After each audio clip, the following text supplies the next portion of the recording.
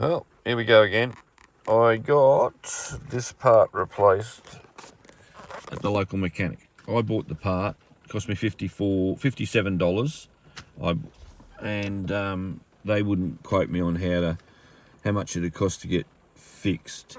So now the new one had foam all the way around there and all the way around there, about that thickness, and the same round there. And this is why you got leaking in your air conditioner drain. Now, if right there, back to the firewall and above the transmission from the outside, there's two nuts, and they told me that they had to take the gearbox mount off, and then the front drive shaft. It's the only way to get that off, and then a lot of skin knuckles and everything, and they did it. Now I thought it was going to cost me a fortune, but I think it was only $214.54 to get done today at the mechanic out in the bush. You know, we're starting to have floods out here as well, so yeah. And they've and I asked for this back because I just might see if I can put some foam on that while pottering around, and maybe keep it. For those that want the part number, this is a part number from Toyota. There you go, long enough, read it. Now, $57, whether to make one or not from your old one, you know.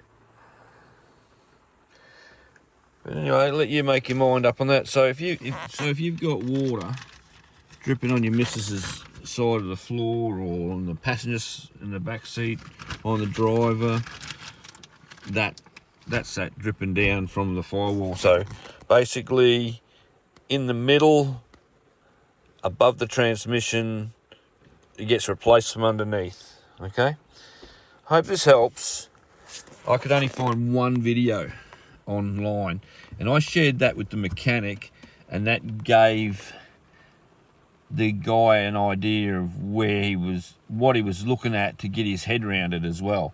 So I posted it on the 200 forum, and the part number and the actual schematic drawings that Toyota gave me out in the country. They emailed to me and said, you know, what part do you think it is?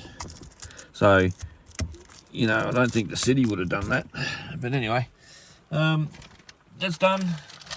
Now we can smash the air conditioning to what we want and not worry about flooding the inside. The only other thing, if you've had your windscreen replaced, sometimes when they cut the windscreen rubber to get it out, they nick the channel for the drain. So there's a hack on YouTube, and it's like corrugated Olsonite sheeting, clear sheeting. You cut that, you fit it there, and it keeps the water away from the windscreen, but it lets it drain out at the same time. Sorry about that. That's if that's not your problem. Anyway, I'm a happy man now, and other than our local bridge has got less than 4 meters to go before it starts lapping. Yeah, a bit concerning. But anyway, it's life in the country.